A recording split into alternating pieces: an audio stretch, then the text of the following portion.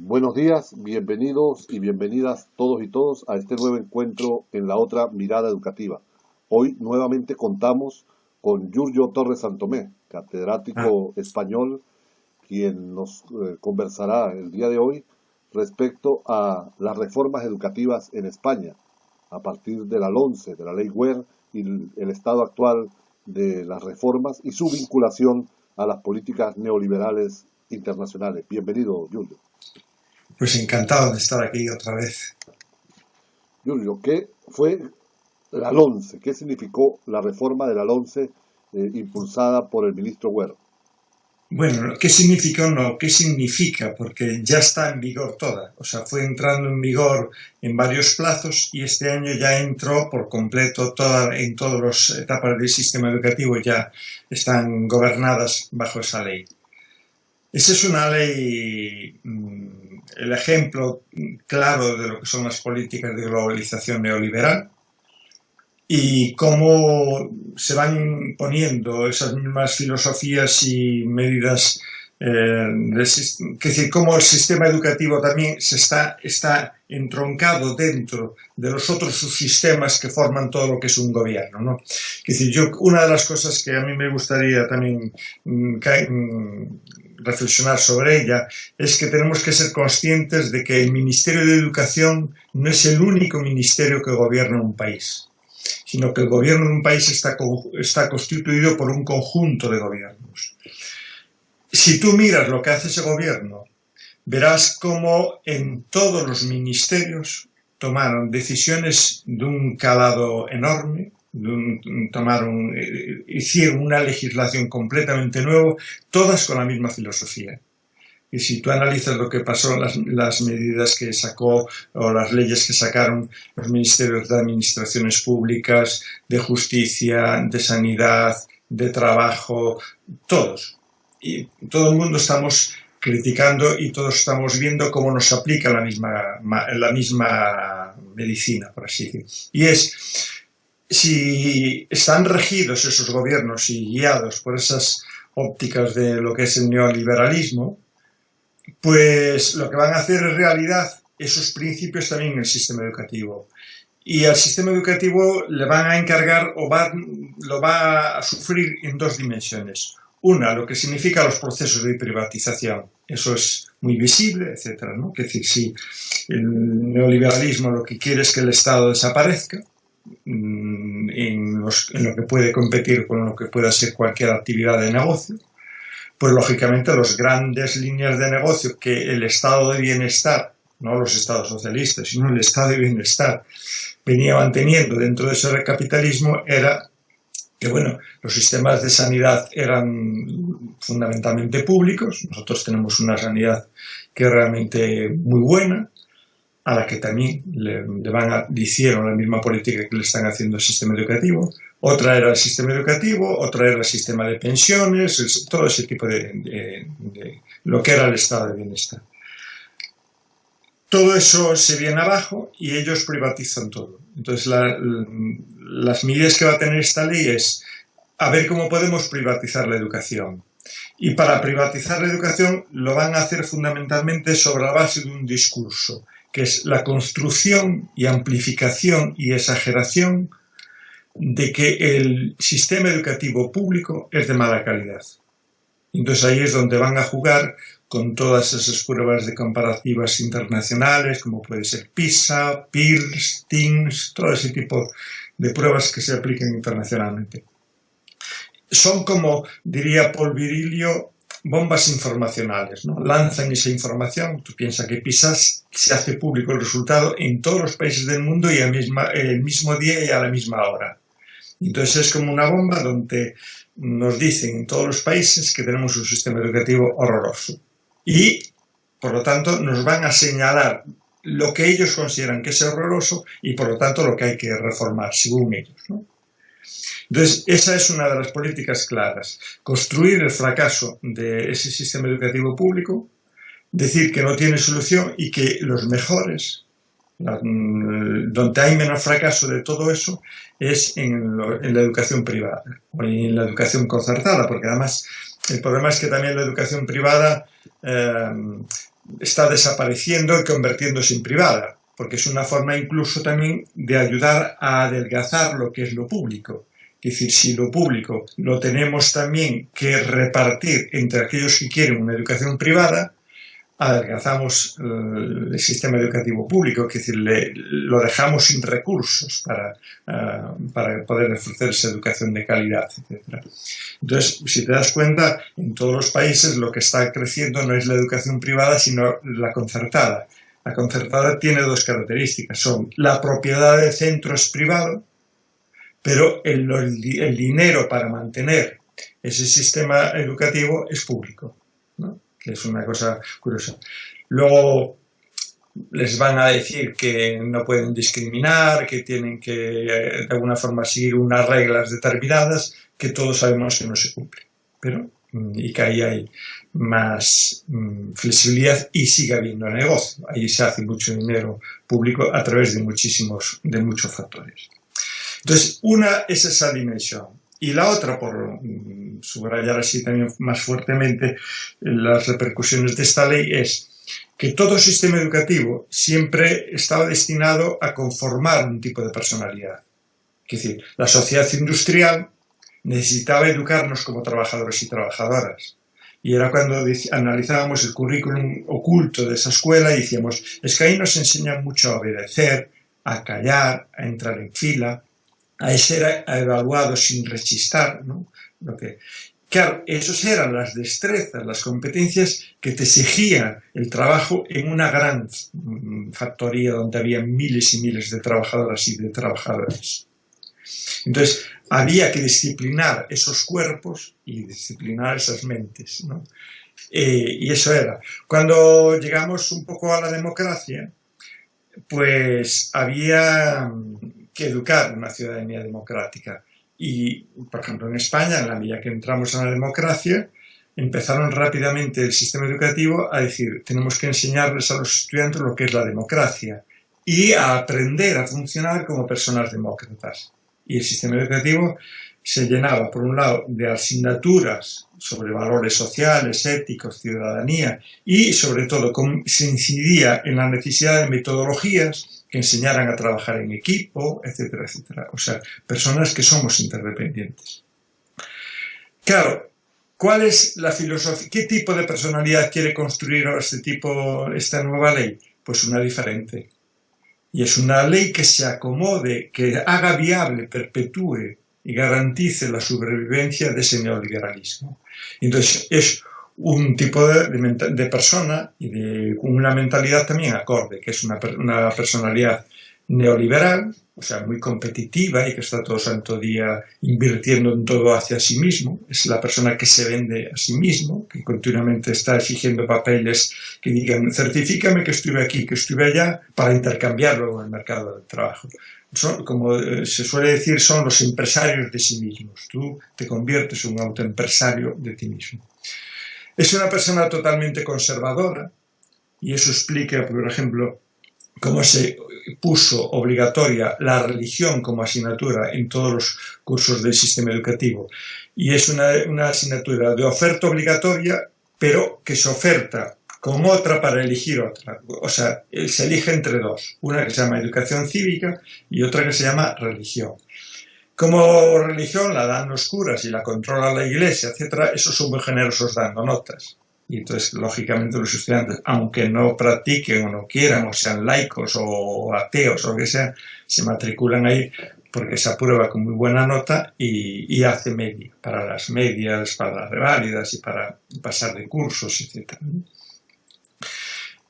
Y son esa personalidad es de tipo, por un lado, neoliberal, por otro lado, es de tipo conservador y tiene otra dimensión, sobre todo en lo que llamamos así el primer mundo, que es la mentalidad de neocolonial. Es hacer a esas personas también neocoloniales, verse que lo que importa y lo único importante y lo que existe y aportó y la historia única que importa es lo que se llama los países colonizadores, lo que era el primer mundo, y por lo tanto, explicar que no tenemos dependencias de nada, ni con los demás lo único que hacemos es hacerles actos de caridad y de ayuda, pero no de colonización, de explotación y de todo ese tipo de dimensiones.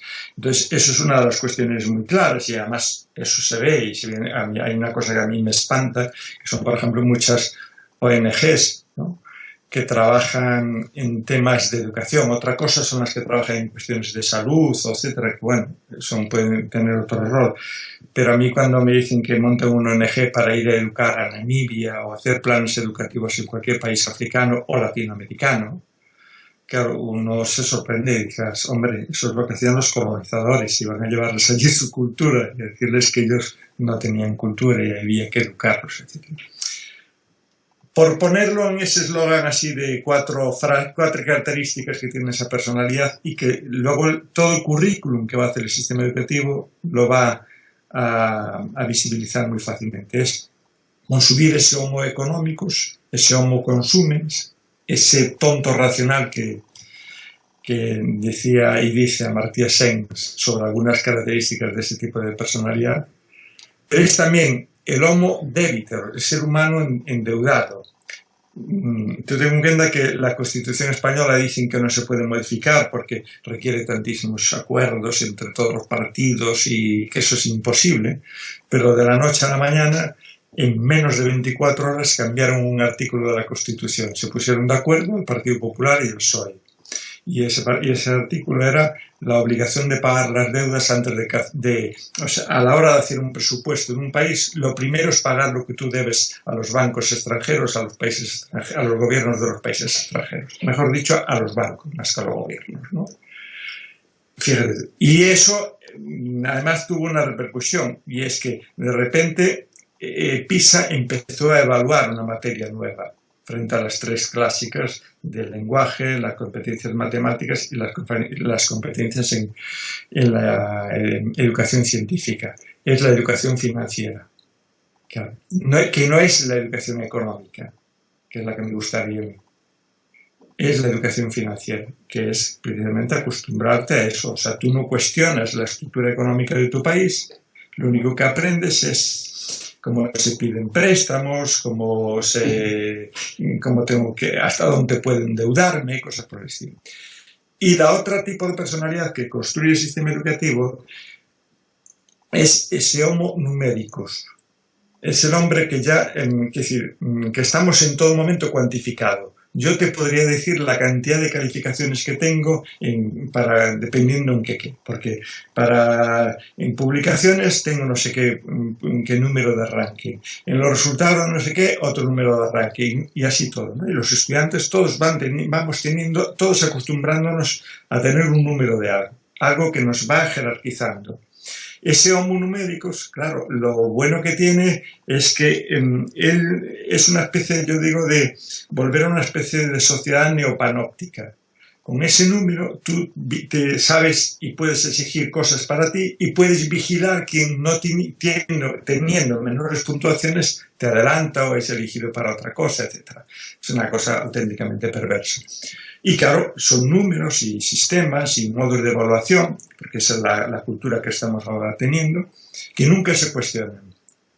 O sea, tú no ves un debate sobre la racionalidad de eso, cómo se está midiendo eso, si el tipo de pruebas con las que se miden son realmente relevantes y significativas, o de eso nada. O sea, empezamos el siglo XX, allá en 1910, con los test de inteligencia, pero a mediados de siglo ya lo pusimos en cuestión, descubrimos lo erróneo de la fórmula, de las maneras de medir y de cuantificar aquellos tipos de dimensiones cognitivas de nuestra inteligencia, o sea, de aquellas dimensiones de nuestra inteligencia. De repente, incluso empezamos a hablar aquello de los paradigmas cualitativos, de las metodologías cualitativas, y ahora volvimos otra vez al positivismo más duro y rancio para el mundo de las ciencias sociales.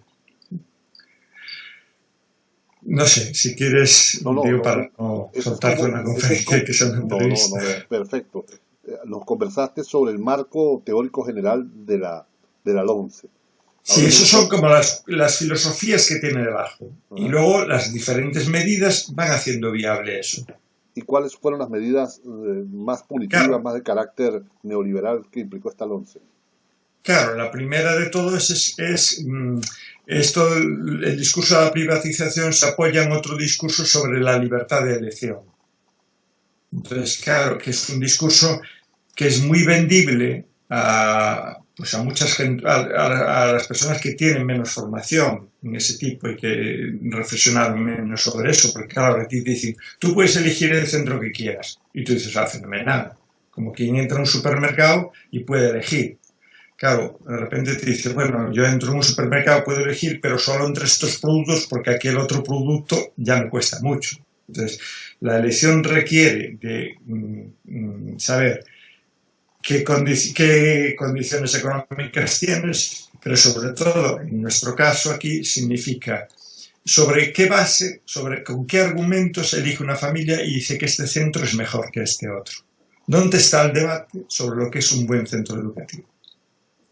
Eso no lo hay. Entonces, ¿dónde van a hacer la trampa? Hagámosla sobre los resultados de los estudiantes en las pruebas X. Con lo cual, claro, yo siempre digo que esta forma de evaluación nos está metiendo ahí oculto un principio que es totalmente erróneo y peligrosísimo. Es que ya vivimos en una sociedad de igualdad de oportunidades y por lo tanto las diferencias individuales se basan solamente en el esfuerzo. Si tú te das cuenta, en este momento el único argumento que están diciendo para explicar, por ejemplo, el fracaso escolar o cualquier otro tipo de dimensión es que los estudiantes no se esfuerzan. Se omite las condiciones de vida en las que vive ese estudiante, sus familias, sus recursos, su experiencia vital, el entorno cultural en el que está viviendo, el barrio en el que vive o la ciudad todo eso se omite. Y ya parece que ahí ya hay igualdad de oportunidades, por lo tanto, pues lógicamente en una sociedad que existiese plena igualdad de oportunidades, pues las diferencias individuales a mí se me ocurre que solo tienen dos explicaciones, o genéticas, pero fíjate, hasta la manipulación genética seguro que ya lo resolvía, y la otra es el esfuerzo personal. Entonces, fíjate qué peligrosa es ese tipo de filosofía. Entonces, la privatización se va haciendo, diciéndole a las familias que elijan. Y las familias, lógicamente, van a elegir porque les están diciendo que en los colegios privados o en tal sitio sacan estos estudiantes tales calificaciones. Y eso lo echan, de alguna forma, publicitariamente, lo venden como que ese colegio es mejor que el otro.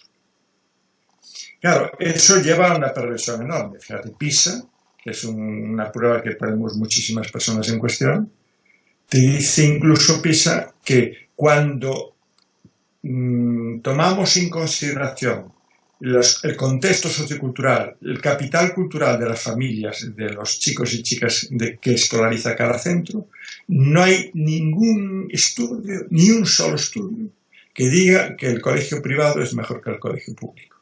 Ninguno. Cuando se toman en consideración esas dimensiones de clase social o de raza, todo ese tipo de discapacidades, etc. Entonces, eso es lo peligroso.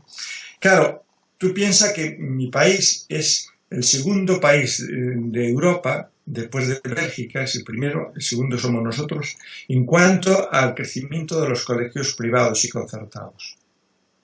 O sea, es una cosa que es inaudita, porque en ningún otro, los demás países son todavía mucho más lentos. O sea, en Alemania no entienden que tenga que en la escolaridad obligatoria existir un colegio privado, ¿no? Ellos saben que eso se puede hacer en la pública, todo ese tipo de dimensiones. Y así, Finlandia debe tener el 1% de colegios privados.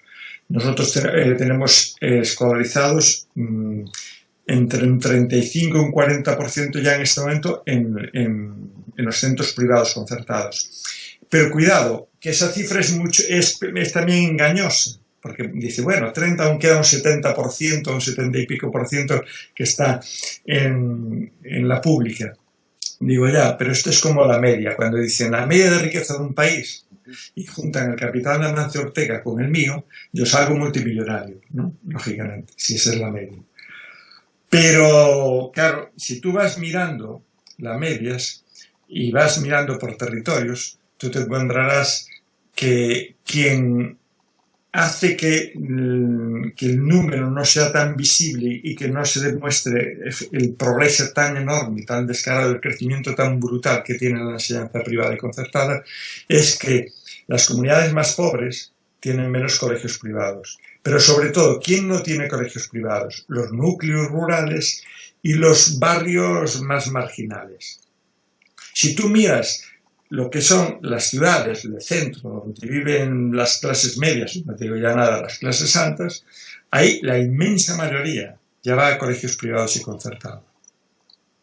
Entonces, claro, eso genera otro problema, y es que si los que tienen poder vemos todos que mandan a sus hijos y hijas a los colegios privados y concertados, yo, que no tengo poder, pues intentaré también a ver cómo lo puede meter ahí, porque ahí es donde va la gente que merece la pena. Los otros se convierten cada vez en centros guetos, donde están los grupos sociales más desfavorecidos y todos juntos.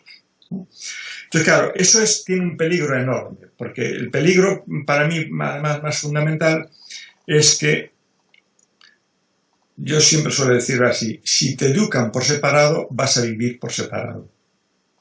El problema es que si segregamos, si educamos cada colectivo social por separado, en este momento, en el siglo XXI, en Europa, no tenemos ni un solo espacio en el que esas personas que son diferentes puedan estar juntos. El único espacio de socialización que existe en este momento es la institución escolar. Los demás ya están todos privatizados. Y ahí ya van por grupos. Funcionan, como suelo decir yo, como clubes. Si tú eres aficionado a esto y te gusta esto, vas aquí. Si te gusta al otro, vas allí. Pero ya no hay un sitio donde nos enseñen a vivir juntos las personas que somos diferentes en sexo, sexualidades, religiones, clases sociales, de todo tipo, inteligencias, etcétera, etcétera.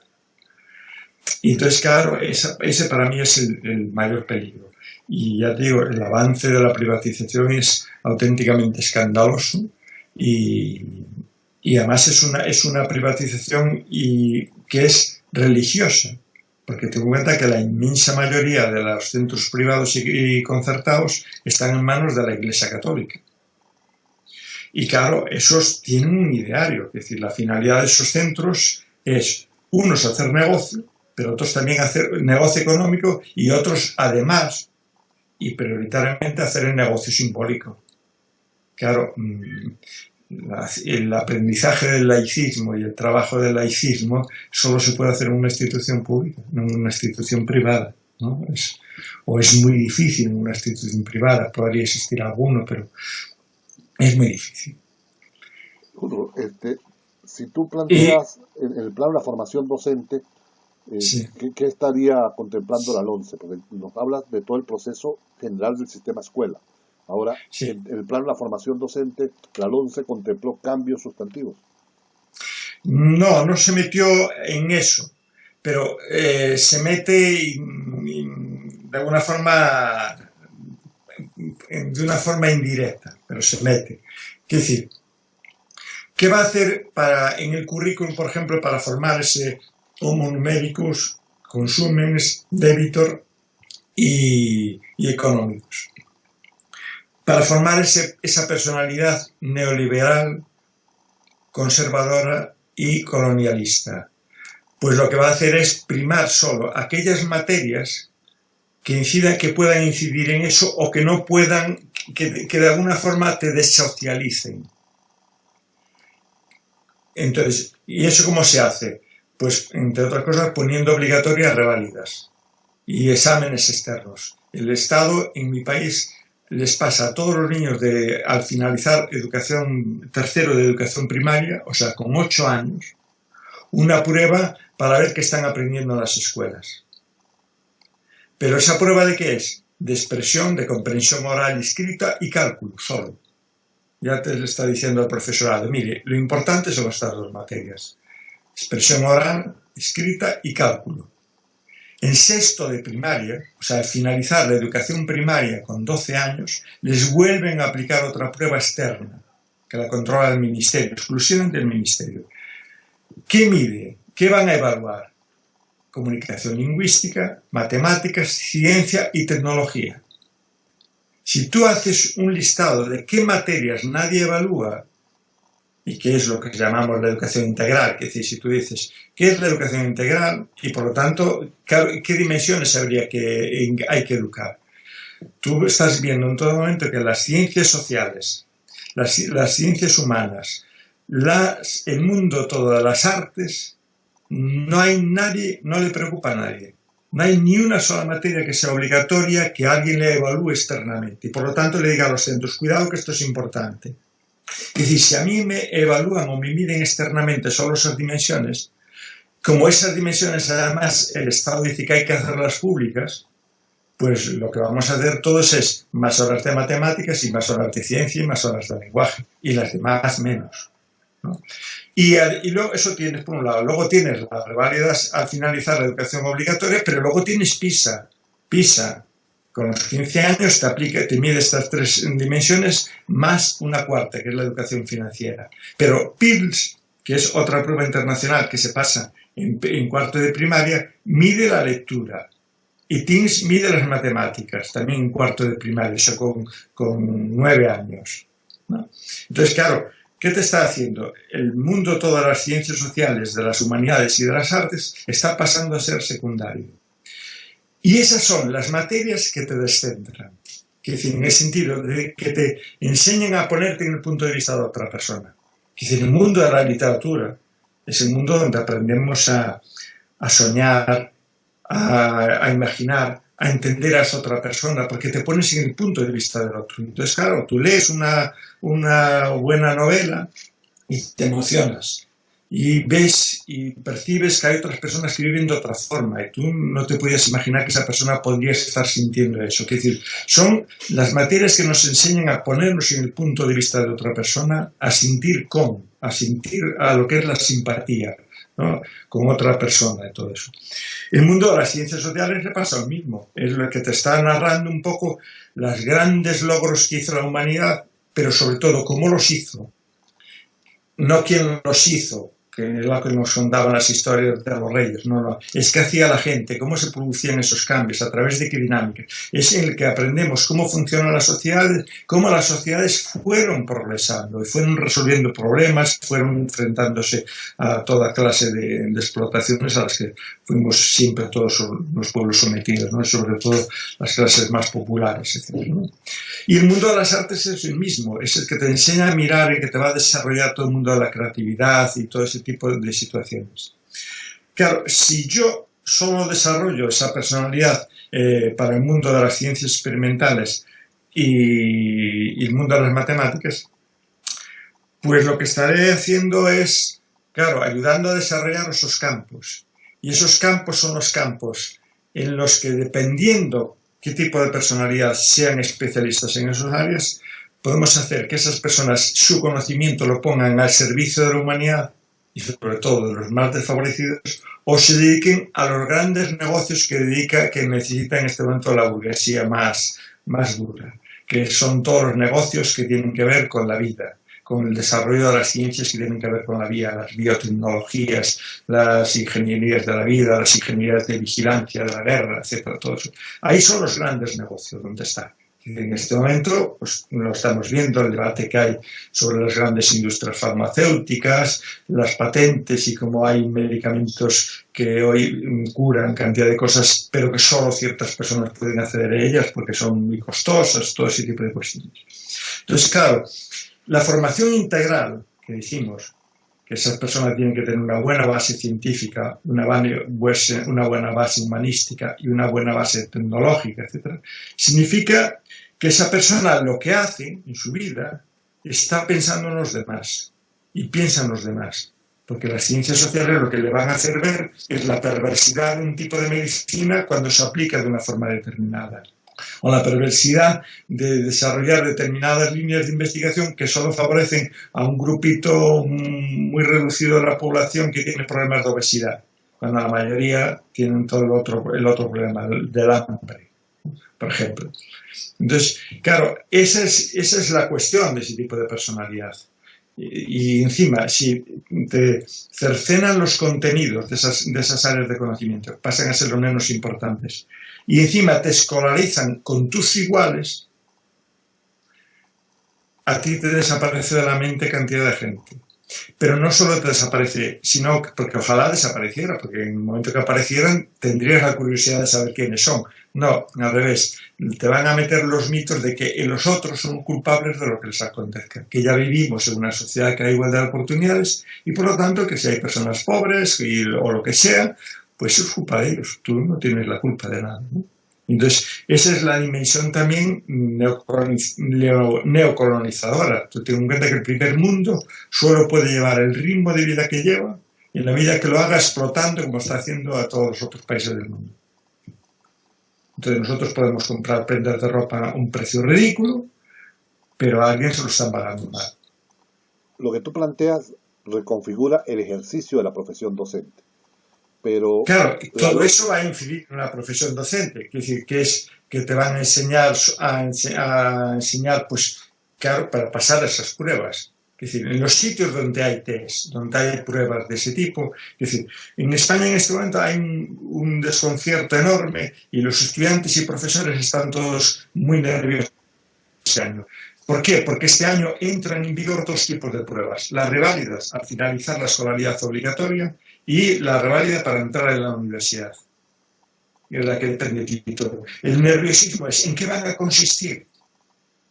Claro, porque en los otros exámenes anteriores que hay, por ejemplo, que se llamaba de selectividad, pues ya vimos cómo distorsionó el último año de lo que era el bachillerato.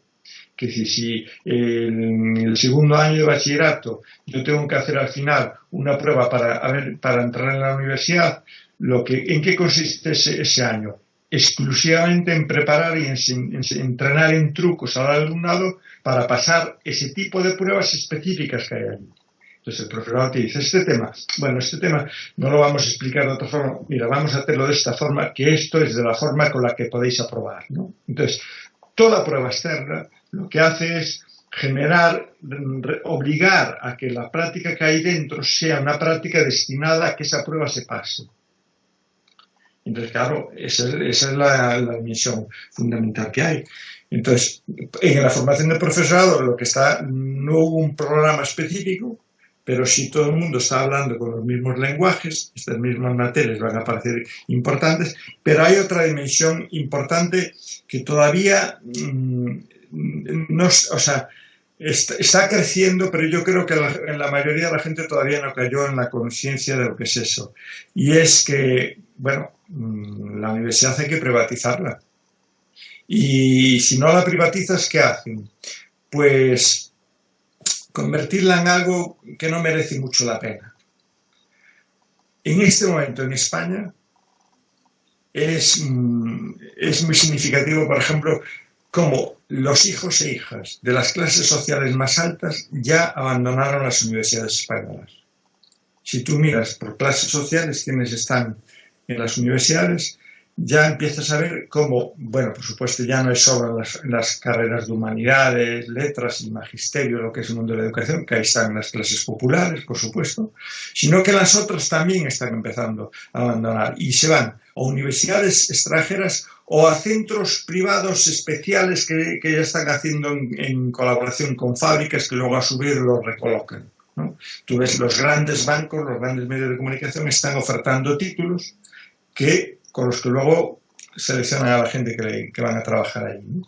Entonces, para mí es muy peligroso el crecimiento de las universidades privadas que se está dando, que es un crecimiento asombroso y que se hace también sobre otra base, es recortar los presupuestos de la universidad pública. O sea, la universidad pública llevamos una década que nos pegaron unos recortes, pero brutales, y siguen pegando esos recortes brutales.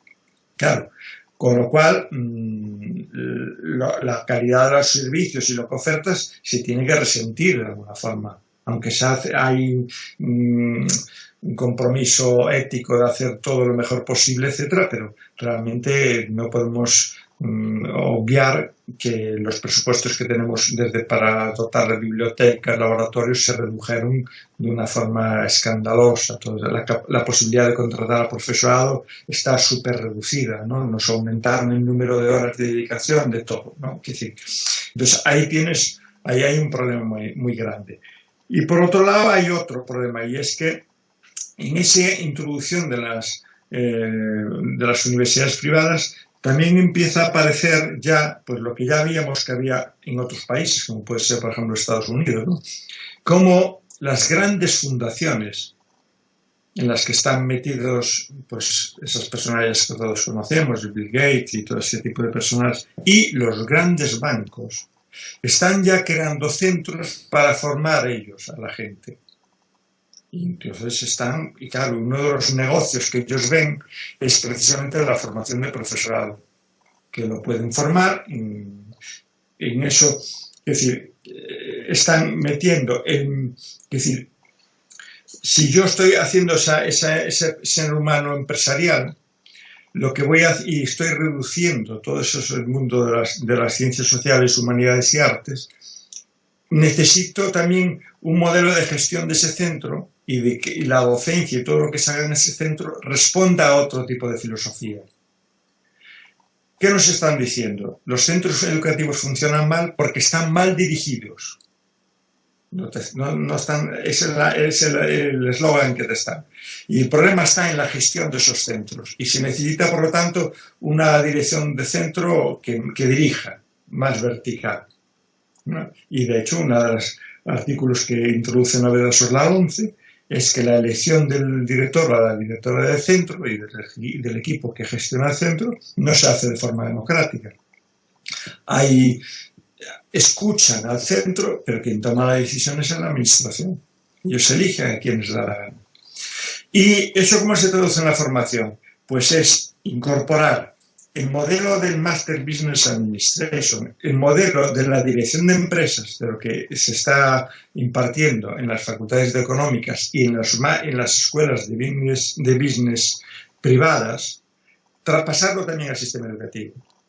Y de tal forma que incidir en ese tipo de gestiones y menos en todas las otras dimensiones, y mucho menos en la dimensión de educar a esa ciudadanía, de esa persona, de educar. Educar a la ciudadanía significa educarnos a todos siendo conscientes de que somos ciudadanos, o sea, seres interdependientes, que dependemos unos de otros y que las decisiones que tomamos a título individual repercuten en los demás.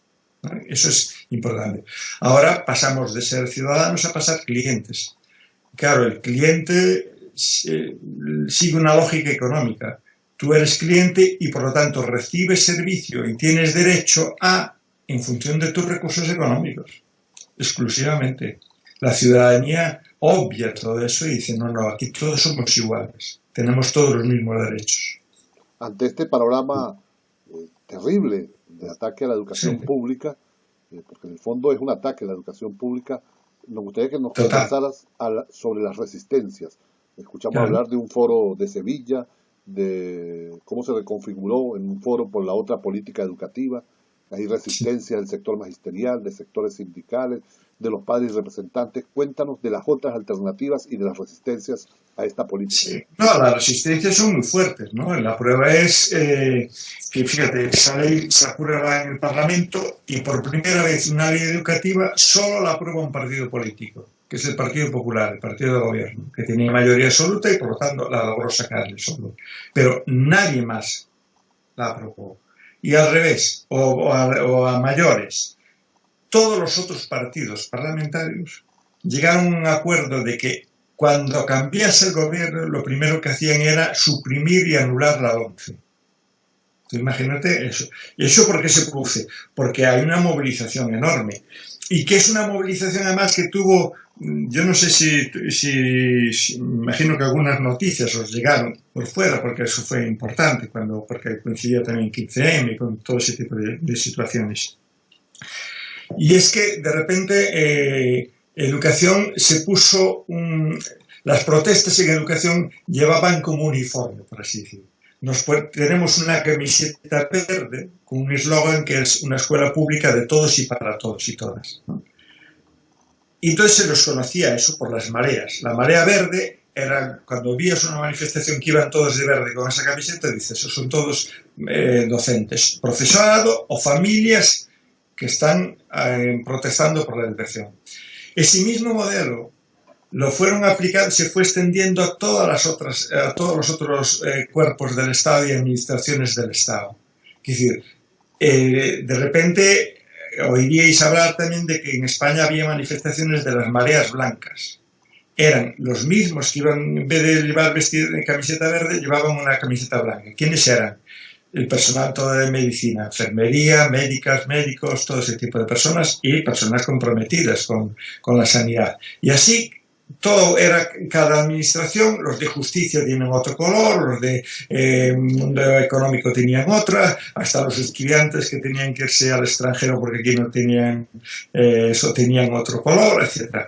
Entonces fuimos viendo eso, de cómo el ataque a esto no era solo la educación, sino que era todo un nuevo modelo, una nueva filosofía que se estaba implantando y nos estaba afectando a todos. Es decir, bueno, eso es solo para los de educación o para las familias que tienen niños o niñas en edad escolar. No, no, no. Tú, ¿qué eres? ¿Paciente de enfermero? Bueno, de la sanidad. La sanidad está teniendo el mismo proceso. Los profesionales de la medicina están teniendo los mismos ataques y el mismo endurecimiento de las posiciones que tiene el profesorado. Los de la justicia, lo mismo. Así todos los campos fueron. Los servicios sociales se destrozaron, ya, bueno, se eliminaron por completo, etc. Y todo el dinero fue para recuperar los bancos, etc. Y cosas por el estilo, ¿no? Entonces, claro, la cuestión fundamental es eso.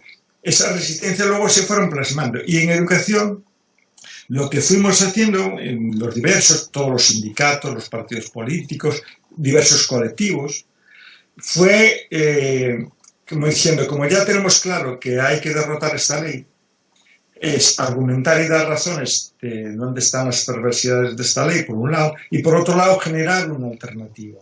Y por ejemplo, yo pertenezco a un colectivo que se llama el Foro de Sevilla, que en su momento, que son un grupo de profesionales, de personas que estamos así, pues siempre reflexionando públicamente sobre el mundo de la educación, y que de todas las partes del Estado español, y que nos reunimos, en este caso fue en Sevilla, para analizar cómo se podía hacer frente a todo esto, ¿no? Y de alguna forma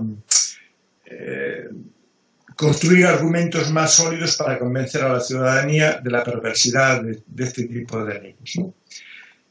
Ahí se hicieron una serie de documentos y a partir de ahí se fue extendiendo la negociación e implicando a todos los colectivos habidos y por haber. Y se formó un movimiento que se llama Por Otra Política Educativa, y tenemos un portal que todo el mundo lo puede ver, que se llama porotrapoliticaeducativa.org, por otra política educativa todo junto, .org. Si la gente entra ahí ve todos los documentos base, documentos alternativos que se fueron haciendo, las propuestas de cómo tiene que hacerse otra ley, las propuestas incluso ahora para frenar esto que es lo más urgente, por dónde hay que empezar, todo ese tipo de cuestiones, ¿no? Entonces, lo bueno de eso fue un debate donde entraron ahí, pues yo creo que yo no conozco ningún sindicato, por ejemplo, en este momento que no firmase eso, y que no participe, no es firmar, sino que entró en el debate, porque ese documento fue un documento muy costoso de negociar, porque cuando tú negocias con toda la gente, pues esto dice, esto hay que matizarlo aquí, esto así, entonces eso fue un proceso, y es un proceso muy largo, que nos llevó así 2 años de mucha intensidad, ¿no? Y en este momento ahora, ese documento base lo firmamos todas esas personas que están ahí metidas, sobre todo organizaciones, porque lo importante son las organizaciones que lo firmaron, que son todas, y las más progresistas, claro, me imagino que la FAES no lo va a firmar, ¿no? FAES es la fundación que preside José María Aznar, ¿no? Pero todo lo demás sí, ¿no? Entonces, bueno, yo creo que esa dinámica fue muy importante. Y el fenómeno de las mareas, ya digo, en este país, si tú conoces una persona, y en este país a una persona le hablas de lo que son las mareas verdes y te dice que no sabe lo que son, duda de que esa persona viviese en este país. Sí. Bueno, ya para ir cerrando esta entrevista, nos gustaría que le dirigieras un mensaje a los maestros, a las maestras, a los profesores que en distintos países están enfrentando la agenda neoliberal en la educación pública, que están resistiendo en defensa de la educación pública. Pues yo creo que es es un aprendizaje que yo creo que ya todo el mundo, el que más y el que menos, ya va siendo consciente de eso. Que si vivimos en un país globalizado y las políticas son globales, necesitamos hacer resistencias globales. Eso está clarísimo. O sea, y eso, por lo tanto, que estamos viendo ahora en este momento, hay un país que está en plena efervescencia de lucha educativa, que es México, por ejemplo, ¿no? Todo el movimiento magisterial ahí es de un compromiso muy activo bueno, hay unas movilizaciones increíbles, movilizaciones en las que están pagando hasta con su vida, profesores, padres de familias y madres de familias, personas, estudiantes, etcétera, etcétera. Es decir, que ahí hasta los muertos, por desgracia, son demasiados, son muchos, aunque fuera solo uno, pero es que son encima demasiados, ¿no?